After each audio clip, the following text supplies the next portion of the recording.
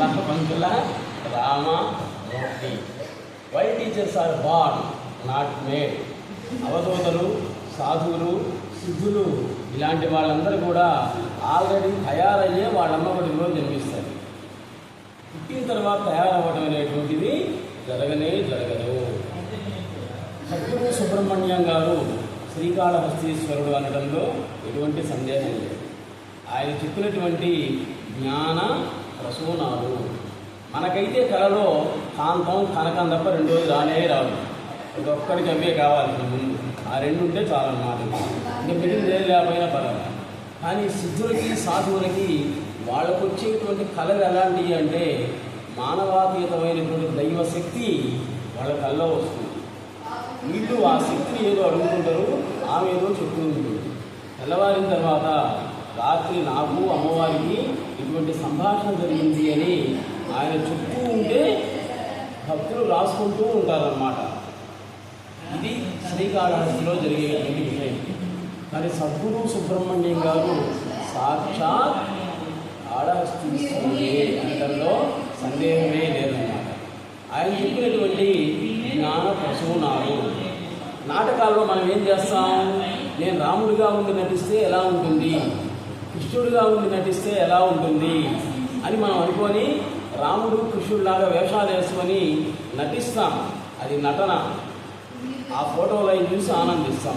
అదేవిధంగా దేవుడు కూడా జీవుడు యొక్క అవతారాన్ని ఎత్తి నటిస్తూ ఉన్నాడనమాట. అంతే. నువ్వు వేసేటువంటి ప్రతి అడుగు కూడా అది ఆయన స్క్రిప్ట్లో ఉన్నటువంటి భాగమే. అది ముందే నిర్ణయించబడింది. అక్కడ వీడు ఈ అడుగు వేయాలి అని దాని ప్రకారమే జరుగుతుంది జీవితం అంటాడు సద్గురు సుబ్రహ్మణ్యం. బలగం ఉంది కదా అని ఎవరిని పడితే వాళ్ళని అవమానించవాలి. ఎందుకంటే ఆ రెండూ శాశ్వతం కాదు. రెండూ ఎప్పుడైనా కానీ పోయేటువంటివి. కాబట్టి ఆనందం, బాధలు ఈ రెండూ శాశ్వతం కాదు. నువ్వు చేసేటువంటి ప్రతి అడుగు కూడా దేవుడి యొక్క స్క్రిప్టులో ఉన్నటువంటి భాగమే. ఆయన ముందే నిర్ణయించాడనమాట. దాని ప్రకారంగా జరుగుతూ ఉంది నీ జీవితం. అందుకే ఎవరిని కూడా అవమానించొద్దు. మేలుకో అన్నాడు ఎవరు? స్వామి వివేకానంద. మేలుకో అంటే ఇది ఒక ఆట అని జ్ఞప్తిలో ఉంచుకోవాలి. అది దాని అర్థం. అందుకు అప్పుడు ఆయన వివేకానంద చెప్పినటువంటిది. నిజానికి లేకపోవడం అనేటువంటిదే మంచిది, అదే శ్రేయస్సు. ఎందుకంటే కోటీశ్వరుడు ఇంకో ₹1,00,00,000 కోసం ఏ గడ్డైనా తింటున్నాడు. చూడండి, కోటీశ్వరుడు నిజానికి డబ్బులు అవసరం లేదు. కోట్లు ఆస్తున్నాయి. ఇంకో ₹1,00,00,000 డబ్బులు ఇస్తామంటే వాడు ఏం చేస్తున్నాడు? దేనికైనా సిద్ధపడుతున్నాడు అన్నమాట. కాబట్టి లేకపోవటమే మంచిది అంటారు సద్గురు సుబ్రహ్మణ్యం. నీ మనస్సు నువ్వు పరిశీలించు, నీ మైండ్ నువ్వు పరిశీలించుకో. అది ఎక్కడికి పోతుంది? అహం నేను అని చెప్పిస్తూ ఉండు. ఎప్పటికో ఒకప్పటికీ భ్రమరశీలక న్యాయం ప్రకారంగా నీవు ఏదో అదే నీవు అవుతావు. నేను అనుకుంటే చాలన్నమాట. ఏదో టయాన్ని నీ యొక్క నిజ స్వరూపాన్ని నువ్వు తప్పనిసరిగా తెలుసుకుంటావు. కీటకం అంటే పురుగు. ఏం చేసింది? భ్రమరం తుమ్మెలాగా అరవాలి అనుకుంది. ఆమె ముందు అరవలేకపోయింది. నాకు ప్రయత్నం చేసింది. ప్రయత్నం చేసి చిట్టు చివరికి ఒక్కసారిగా అరిచిందన్నమాట. తుమ్మిదైపోయింది. అంటే కీటకం కాస్త భ్రమరం అయిపోయింది. అదే భ్రమర కీటక న్యాయం అంటాం సంస్కృతం. ఆ విధంగా నేను అనుకుంటే చాలు. నువ్వు ఎప్పటికైనా కానీ నీ నిజస్వరూపాన్ని తప్పనిసరిగా తెలుసుకుంటావు. స్మరణ వలన పరమాత్మ అనేటువంటిది లభించదు. పరమాత్మ లబ్ధి తరువాతనే నీ స్మరణ అనేటువంటిది జరుగుతుంది. ప్రారబ్ధ కర్మ ప్రకారమే ఈ సృష్టి అంతా కూడా జరుగుతూ ఉంది. చూడండి, చదువుకునేటువంటి పిల్లలకి ఒక్కసారి చెప్తే వాడికి అర్థం అవుతుంది. కొంతమందికి 2-3 సార్లు చెప్తే కానీ అర్థం కాదు.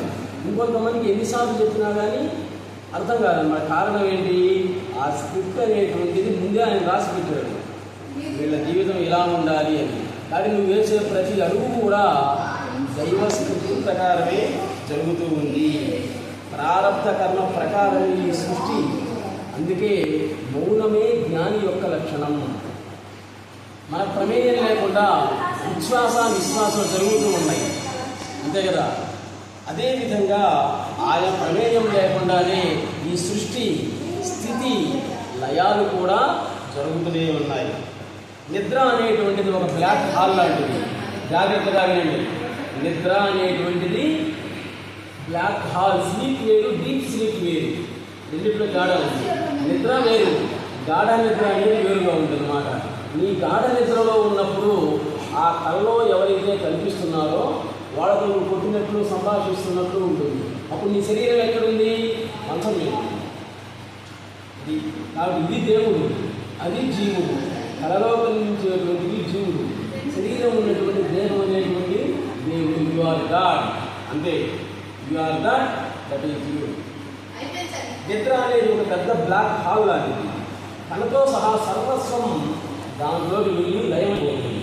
నిద్రించి లేచిన తర్వాత ఏమంటాం మనం? హాయిగా నిద్రపట్టింది అంటాం. చూడండి, హాయిగా నిద్రపట్టింది అంటాం. ఆ హాయి అనేటువంటిదే దైవం అంటారు సత్యం సుబ్రహ్మణ్యం. స్త్రీ పురుషులిద్దరూ కూడా జాగ్రత్తగా వింటుంది. స్త్రీ పురుషుడు ఇద్దరు కూడా ప్రేమించుకుంటుంటారు. వాళ్ళు ప్రేమించుకునేటప్పుడే నువ్వు ఎలా బాగున్నావు, చాలా అందంగా ఉన్నావు, కింద పువ్వు పట్టి తీసివ్వడం, పుస్తకం పడ్డా తీసివ్వడం వీడు ఇప్పుడు ప్రేమించుకునేటప్పుడే అనమాట. ఆ తర్వాత పెళ్ళయింది అనుకోండి, ఈ పొగడతలే ఉండవు, ఉంటాయా? ఇంకా అప్పటి నుంచి వాడికి అన్నీ బాగున్నాయి అనమాట. అప్పుడు అనుకుంటాడు ఎందుకు చేసుకున్నామా అని. కాబట్టి స్త్రీ పురుషుడు ప్రేమించుకునేటప్పుడే కవిత్వాలు, పొగడతలు ఇవన్నీ ఉంటాయి. ఆ తర్వాత పెళ్ళైన తర్వాత మాత్రం అలాంటివి ఏమీ ఉండవు అన్నమాట. వాడికి అన్నీ బాగుండే ఆ బాధల్లోనే భగవంతుని చూసి ఇంకా సద్గురు సుబ్రహ్మణ్యం. దేన్ని పొందాలన్నా కానీ జాగ్రత్తగా వినోడి. దేన్ని పొందాలన్నా కానీ 3 ఉండాలి ముందు. నీకు చదువు రావాలన్నా, డబ్బు రావాలన్నా, జీవితం బాగుపడడం. నెంబర్ 1 భయం, నెంబర్ 2 భక్తి, 3వది శ్రద్ధ. ఇప్పుడు చదువుకునేటువంటి పిల్లల చివరి ఎట్లా ఉండవు, భక్తి శ్రద్ధ అనేది ఉంటే ఉండనే ఉండదు అన్నమాట. ఇప్పుడు మొదటిది భయం. తల్లిదండ్రులు కొడతారనో తిడతారనో, పాఠాలు ఇద్దరు కొడతారనో తిడతారనో భయం ఉంటే వీడికి కష్టమైనా కానీ ఇష్టంగా భావించి కష్టపడతారన్నమాట. ఆ భయం లేకపోతే వాడు చదువుతాడా? క్లాసులో మిగలకుండా ఉండడా? ఉండనే ఉండడు. కానీ భయం చేతనే మానవుడి యొక్క జీవితం బాగుపడుతుంది ఇప్పుడున్న పరిస్థితుల్లో. తల్లిదండ్రులు కానీ గురువు కానీ తిడతారేమో కొడతారేమో అన్న భయం ఉంటే వాడికి ఆ సబ్జెక్ట్ కష్టంగా ఉన్నా కానీ ఇష్టపూర్వకంగా నేర్చుకుంటాడు, లేకపోతే ఉండదు. కాబట్టి ఇటువంటి ఎన్నో విషయాలని, లౌకికమైనటువంటి ఆధ్యాత్మికమైనటువంటి విషయాలని సద్గురు సుబ్రహ్మణ్యం గారు శ్రీకాళహస్తిలో వివరిస్తూ ఉన్నారు. ఆయన ఒకసారి దర్శించి ధరించండి. మన వీడియోలు మొత్తం కూడా ఆధ్యాత్మికపరమైనటువంటివి, ఇందులోని మానసిక శక్తిని ప్రసాదించేవి, మనశ్శాంతిని ప్రసాదించేవి. కాబట్టి మన వీడియోలన్నీ కూడా ఉదయాన్నే 6:30 కానీ లేదా సాయంత్రం కూడా అన్నం తిన్న తర్వాత టీవీలు పెట్టేసి చూడండి. అప్పుడు మీకు జ్ఞాన ప్రసూనాలు అనేటువంటి ఉంటాయి, జీవితాలు బాగుపడతాయి.